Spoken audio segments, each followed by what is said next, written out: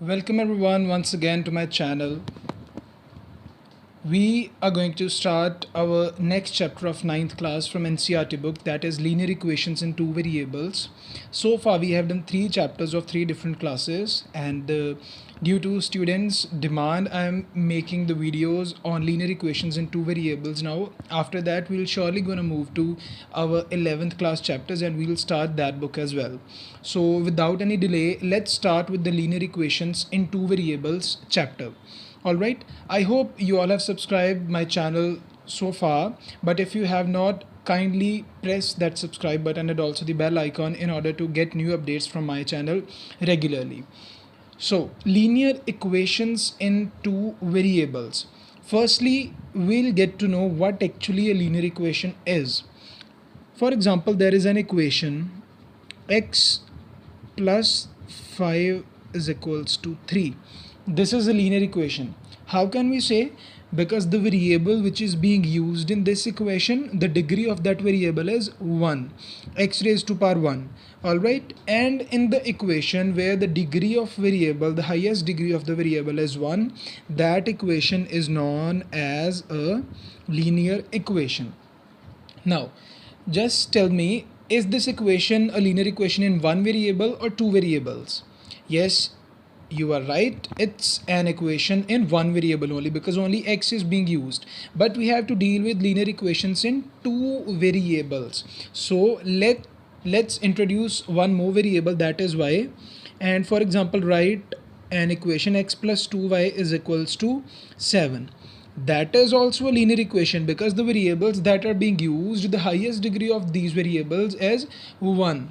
So this is a linear equation in two variables, and the first one was linear equation in one variable only.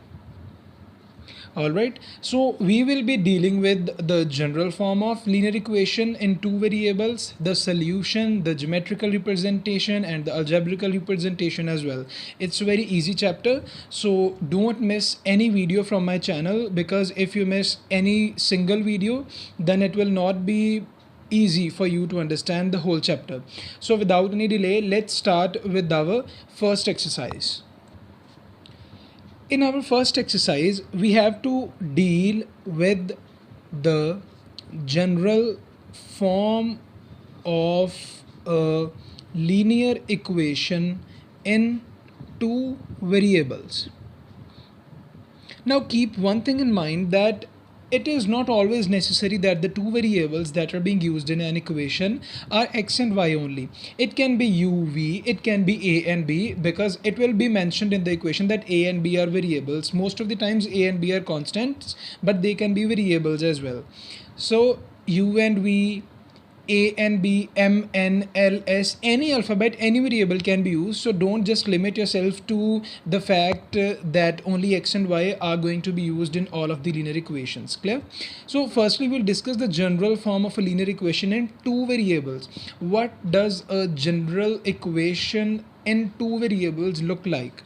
The general form is AX plus BY plus C is equal to 0, where a is the coefficient of x, b is the coefficient of y, and c is the constant term, and the sum should be equal to 0. This is the general form of a linear equation. Clear? Now we will be dealing with the examples in which we have to convert the given equations in the general form. Alright, so firstly let's move to the example 1, very first example, and in this example we have to convert the equations in this form, and also we have to write the values of a, b and c. First example, first part is 2x plus 3y is equals to 4.37. The question is, we have to convert this into this form, the general form. Now compare this, ax plus by, we don't have c, and on the right hand side it's 0, but we have 4.37. So just transpose the 4.37 on the left hand side, you will get 2x plus 3y minus 4.37 is equal to 0. It's looking similar, ax plus by plus c, but we here have minus c and 0 is on its place. So we will be adjusting the subtraction sign. 3y plus of minus 4.37, so that when we'll open the bracket we'll get subtraction sign. Okay, so we haven't introduced anything from our side, we have only adjusted the signs. So 2x plus 3y plus of minus 4.37. Now this is the ditto equation, the general form. And what is the value of a? That is 2. What is the value of b? Yes, you are right, it's 3. And what is the value of c? Minus 4.37. Alright, this is how we have to convert it. Let's move to a bit complicated one. The second part, that is x minus 4 is equals to root 3y. The first step that you have to do in these kind of sums is that make 0 on the right hand side. So to do so, just transpose everything on the right hand side to the left hand side. So firstly do the same. X minus 4 minus under root 3y is equals to 0. So now one thing is same, that is on the right hand side it's 0. Ax is on its place. Don't worry that there is nothing, because when there is nothing it's always understood that there is 1. The coefficient of x is 1 in this case. So ax is on its place. And let's have a look at by. What is by? It's minus root 3y. So shift it. X minus root 3y and minus 4 is equals to 0. The equation is very much similar. It's almost similar, but only the signs are different. So we'll again adjust the signs. Minus root 3y plus of minus 4. Now the equation is equal to the general form. Therefore, we have a is equals to 1.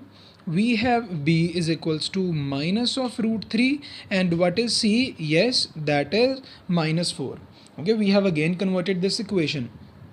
Let's move to the next sum, the next part, that is 4 is equals to 5x minus 3y. Now you can do this sum by two methods, but I'm not going to change my method, because most of the times when we get used to one method and then we change that method, we get puzzled while solving the equation. So we'll just transport the right hand side on the left hand side again. 4 minus 5x minus 3y is equals to 0. That is plus of 3y, because when it will be transposed. Alright, so minus 5x will come at the first place, then plus of 3y, then plus of 4 is equals to 0. Clear? So now there can be two answers. A can be minus 5, B can be 3, and C can be 4. So let's write that A is minus 5, B is 3, and C is minus 4. This is the first answer. Okay, and what will be the second answer look like? Take minus as the common. You will get 5x minus 3y minus 4 is equals to 0. Clear? And in this case, A is 5, B is minus 3, and C is 4. So don't worry if your answer is this or this, your answer in both of the phases is correct. Alright, so some students take minus as the common factor, but some students don't do that. So don't worry about that. You can do sum in either way. Let's move to the last part of first example, that is 2x is equals to y. Now 2x equal to y. Let's transpose 2x minus y equal to 0. Alright, now there is no constant term. So we will introduce the constant term from our own side, that is 0. Just to not affect the equation, we add 0 and we'll get this. Again, adjust the subtraction sign, plus of minus y plus 0 is equals to 0. Now what's A? That is 2. What's B? That is minus 1 of course. And what's C? Yes, you were right, C is 0. So we have transformed the four equations into the general form first, and then we have also found the value of A, B and C. It was very easy. The first step is you have to transpose the left hand side. Just you have to transpose the right hand side, to the left hand side, and then just adjust the subtraction sign. Just make it look like the general form only, and then you will be able to find the values of A, B and C. With this, we are done with our example 1 and its 4 parts. Now we shall move to the example number 2. In our second example, we have to write every equation that is given in this example as an equation in two variables. Alright, so our very first equation is x is equals to minus 5. Okay, now what's the general form that we have learned so far? Ax plus by plus c is equals to 0. Okay, keep that thing in mind. Now x is equals to 5 is only given, and there is no y, there is no constant term. So we have to introduce both of the things from our own. So firstly, transpose x plus 5 is equals to 0. Now there is no y. introduce y. And how will you introduce it? By doing x plus 0y, so that the coefficient of y is 0, plus of 5 is equals to 0. So this is now a linear equation in two variables, which we have transformed from the linear equation in one variable. Clear? So let's move to the second part. What's that? That is y equal to 2. Again, do the same step, just transpose the right hand side. Y minus 2 is equals to 0. Now there is no x. Introduce x from your own. 0x plus 1y minus 2 is equals to 0. Now it's minus 2, adjust the negative sign, plus 1y plus of minus 2 is equals to 0. Now this is a linear equation in two variables. We have successfully transformed it. Now what's the third equation? That is 2x is equals to 3. Do the same step, again transpose the right hand side. 2x minus 3 is equals to 0. Now there is no y, introduce 1 from your own. 2x plus 0y minus 3 is equals to 0. Adjust the subtraction sign. Plus of minus 3 equal to 0. Sometime if you don't adjust the subtraction sign here, it's also okay, and your sum is not counted as a wrong sum, because they have not asked to find the value of ABC. We have to only write an equation in two variables. So if you leave sum at this point, it's also correct, and if you do this, it's also correct. Okay, so the last question will be 5y minus 2. Do the same step first. 5y minus 2 is equals to 0. Now there is no x, introduce 1 from your own. 0x plus 5y minus 2 is equals to 0, or 0x plus 5y plus of minus 2 is equals to 0. Clear? Now we have changed the equation from one variable to the equation in two variables.